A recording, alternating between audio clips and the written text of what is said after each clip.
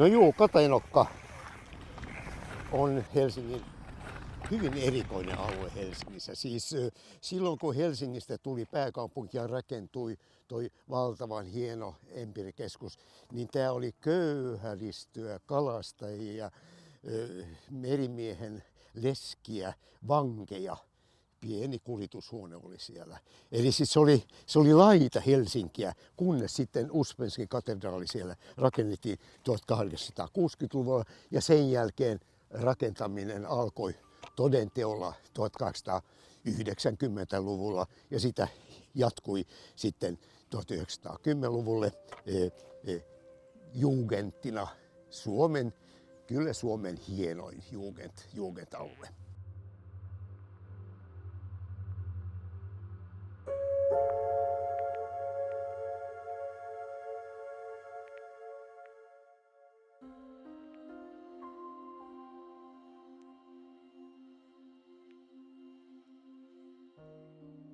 Mutta sitten toi toinen puoli, eli itäpuoli, oli armeijan käytössä. Siellähän on tämä valtavan komea merikasarmi ja sen ympäristössä oli sitten armeijaa, eli käytännössä venäläinen sotalaivasto.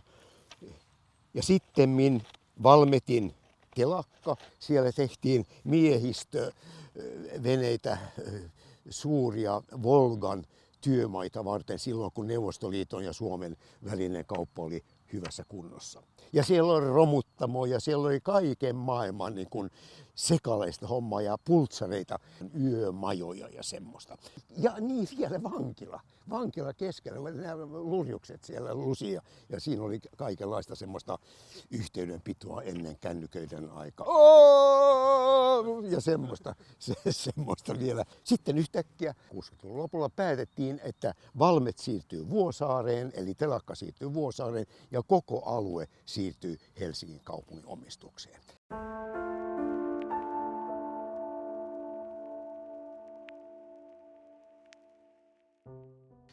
No silloin, kun Katajanokan kaavoitus aloitettiin, siis siitä on jo 50 vuotta, olimme vihaisia nuoria miehiä, niin kuin nuoret miehet yleensä. Nyt ollaan jo hyvin paljon sovinnollisempia. Eli olimme kirjoittaneet Ville Helanderin kanssa pamfletin, jossa vaadittiin liikenteen laajentumisen estämistä, eli henkilöautolle ei pitänyt jatkuvasti antaa lisää tiloja, puita kaataa ja niin edespäin. Ja toinen pääjuttu oli, että vanhoja rakennuksia ei purettaisi. No 70-luvulla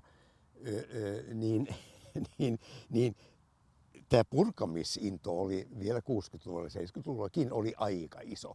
Ja itse asiassa vanhat suunnitelmat olivat edellyttäneet, että koko siis Katajanokka purettaisiin. Se oli tosin diplomityö vaan, mutta oli sen ajan henki. Vain jotkut jugendhelmet säilytettäisiin.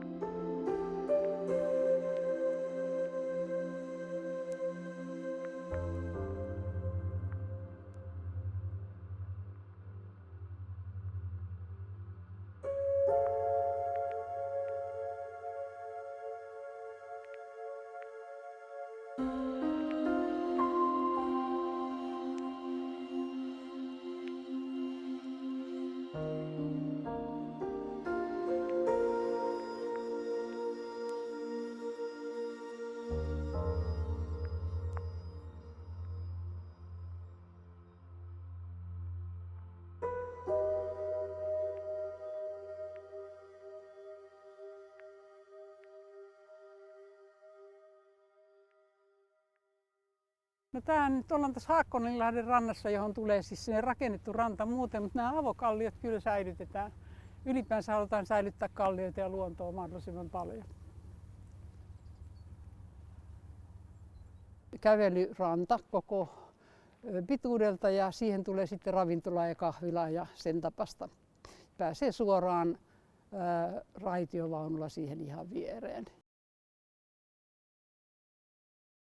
Siis tätä Kruununvuoren rantaa, jos varmaan ihmetyttää, että miksi näin hienoa paikkaa ei ole rakennettu aikaisemmin, mutta sitä ei päästy rakentamaan sen takia, että täällä oli tämä öljysatama.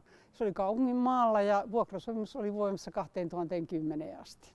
Ja sitten suunniteltiin 2000-luvun alussa ja 2010 jälkeen se rakentaminen sitten kohta alkoikin täällä.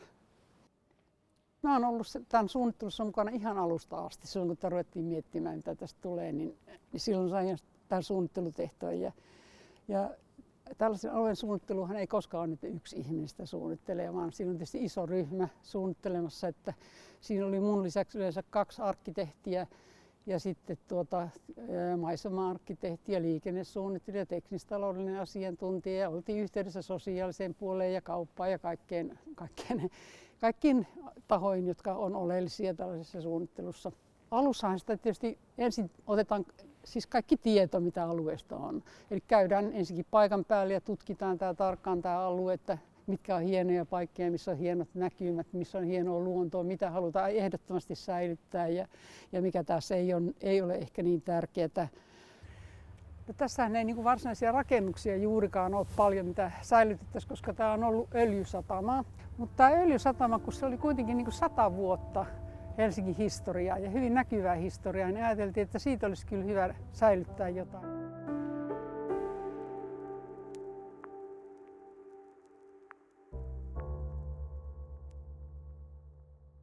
Päädyttiin 2 säiliöön. Tuosta on tehty tuo valotaideteos ja sitten toinen säiliö tuolle. Ja sitten on vielä 3 pienempää säiliöä, jotka jotenkin pannaan tuolle julkisiin tiloihin. Ja ne voi olla jotain mainospylväitä tai jotain. Katsotaan nyt sitten.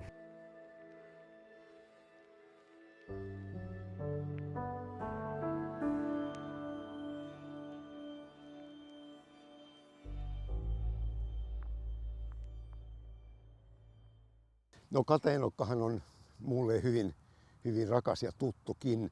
Minun lapseni ovat 9. polven Helsingissä syntyneitä. Mun isoisäni isä oli niitä ensimmäisiä asukkaita siinä Talbergin huvilassa 1898. Geselius Lindgren-Saarinen eli Kansallismuseon arkkitehtien suunnittelemassa talossa. Ja olin tehnyt diplomityön vielä Kateenokasta. Siis mä voin sanoa, että tunsin Kateenokan erittäin hyvin ja se oli jo mulle aika rakas silloin, kun sitten järjestettiin kilpailu ja me voitettiin se kilpailu ja sen jälkeen astuttiin Helsingin kaupungin palvelukseen, jossa sitten eläköidyin jo yli 10 vuotta sitten. Kateenokan kilpailu koski koko Kateenokkaa ja siinä kilpailuehdotuksessa ehdotettiin hyvin määrätietoisesti, että vanhat rakennukset kunnostettaisiin ja käytettäisiin uudestaan. No kun sitten suunniteltiin tämä uusi alue, niin mehän olimme tietysti sitä mieltä, että mitä edeltäjät olivat tehneet, oli pelkkää potaskaa ja meidän pitäisi nyt tehdä paremmin. Ja se paremmin oli oikeastaan 2 asiaa. Toinen oli tiili. Punatiiltä ei oltu käytetty laajamittaisesti kuin joissakin harvoissa kohteissa 1950-luvun jälkeen. Tiiltä uudestaan, koska se on varma materiaali ja se kestää satoja vuosia. Katso nyt Uspenskin katedraalia tuossa noin. Se tiili on säilynyt, eikä toi ole ensimmäinen kerta, kun ne tiilet käytettiin, vaan kun englantilaiset ja ranskalaiset pommittivat Bomarsundin linnoituksen 1855, niin siinä vapautui tiiliä aivan valtavat määrät. Ja ne siirrettiin tuohon kirkkoon ja käytettiin uudestaan siitä. Tiili on siis äärimmäisen hyvä materiaali.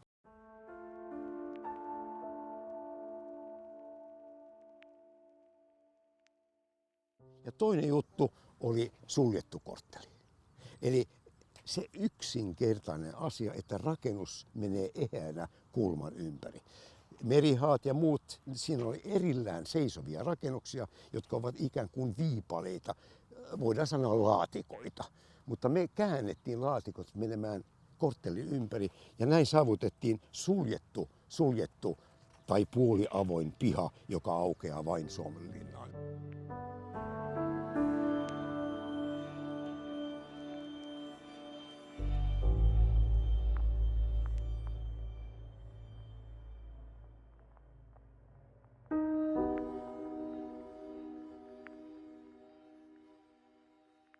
Niin, täällähän on aika erikoinen sijainti. Tämä on niin lähellä keskustaa, mutta kuitenkin niin kaukana.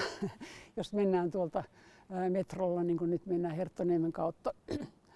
Ja silloin alussa suunniteltiinkin niin, että tämä on tulisi metroyhteyden päähän, koska silloin suunniteltiin Santahaminaa rakentamiseen myöskin.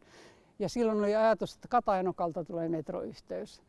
No, Santahaminaa ei saatu rakentamiseen ja silloin metrosta luovuttiin, koska ei ollut riittävästi sitten asukkaita, että olisi kannattanut metroa rakentaa.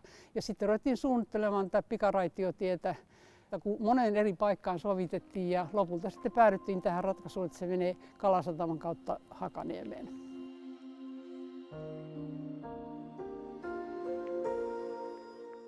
Itse asiassa niin kuin tällä tehokkuudella kun rakennetaan, niin on tehty yleensä aina ruutukaava. Suomessa siis on tehty 70-luvulta asti niin ruutukaavaa yleensä, mutta me ei nyt haluttu varsinaista ruutukaavaa tehdä. Täällähän siis niin kuin urbaanissa rakenteessa yleensä ne rakennukset reunustaa katuja. Mutta sitten täällä pihatiloissa on aika villiä menoa sillä tavalla, että täällä sitten niin luovuttiin siitä ruutukaavasta ja nämä pihat, esimerkiksi tämä on koko korttelin mittainen piha, joka sitten jakautuu osiin näillä rakennuksilla itse asiassa. Täällä voi kulkea niin kuin koko korttelin mitalla. Me haluttiin tänne erilaisia talotyyppejä ja erilaisia mittakaavoja myöskin, että tulee myöskin semmoista inhimillistä mittakaavaa matalaa, ettei kaikki ole korkeita.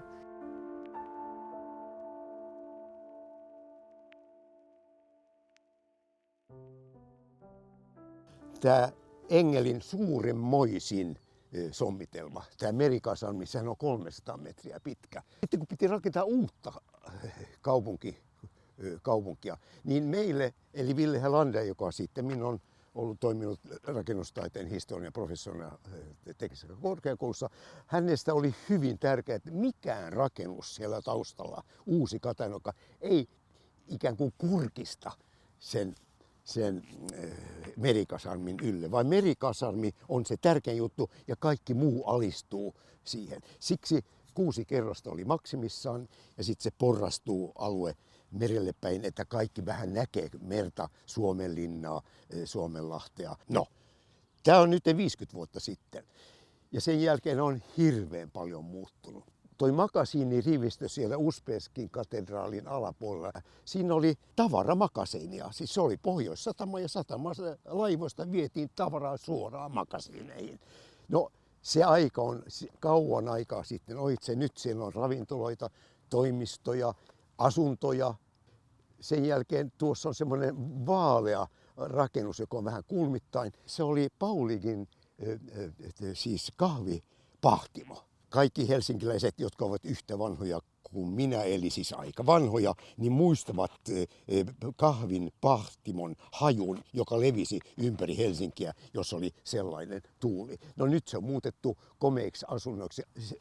Muutoksia on vaikka millä mitalla. Entiset konepajat on muutettu kouluksi. Entinen purjevarasto on koulua ja entinen maneesi, jossa säilytettiin siis tykkejä, on koulun jumppa- ja urheilutila.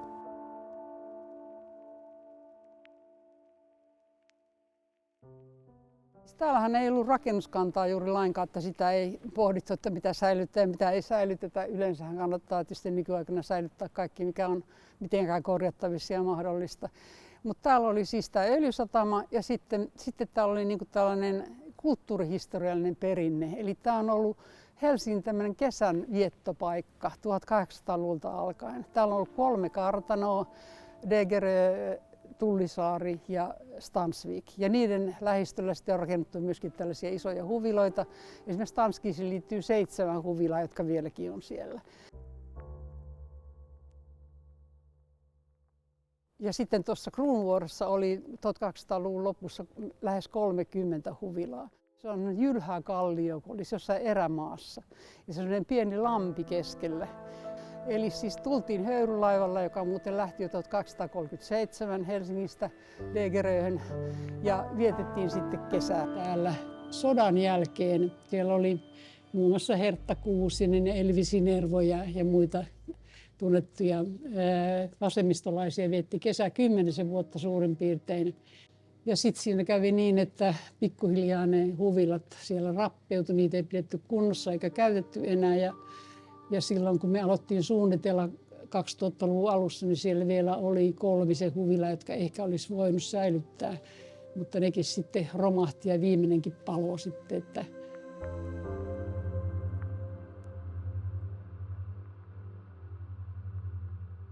Me pohdittiin kovasti tätä, että miten me voitaisiin ikään kuin jatkaa tätä kesänviettoa täällä edelleenkin ja tarjota kaupunkilaisille tätä hienoa ympäristöä. Ja itse asiassa päädyttiin siihen, että perinteiseen suomalaiseen tapaan ei mitään kummallista. Siis pääasiassa on luonto ja pääasiassa on meri ja nämä rannat. Ja tarjotaan uusi hieno uimaranta tulee tuonne. Sitten Stansvikhan on ollut julkisena alueena ja on jatkossa. Ja nyt me rakennetaan uusi hieno uimaranta. Siihen tulee tämmöinen pieni kanoottikeskus.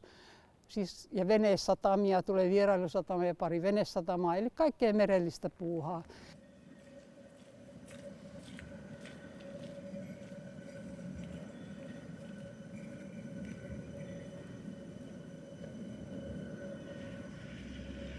Me emme ole henkilöauton ystäviä. Itse asiassa mulla ei ole koskaan ollut ajokorttia, vaan koska nyt keskustassa asun, niin ei tarvitse autoa.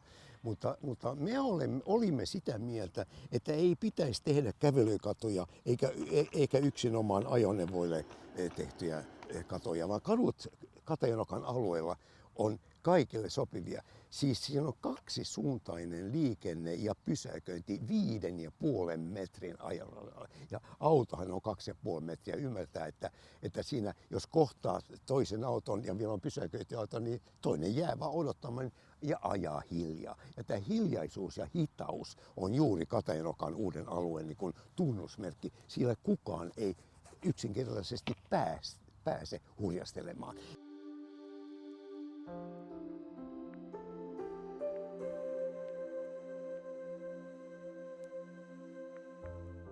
Tämä suurempi säiliö on nyt rakennettu tämmöiseksi valotaideteokseksi, joka on saanut jopa 12 kansainvälistä palkintoa.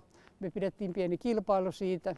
Nythän sitä käytetään, siis sisätilaa voi käyttää erilaisiin juhliin, asukastilaisuuksiin. Siellä on tehty mainoksia, siellä on ollut tanssiteoksia. Ja sitten se vilkuttaa aina auringonlaskun jälkeen, se pyörii se valo siinä ja se näkyy aika kauas tuonne keskustaan asti.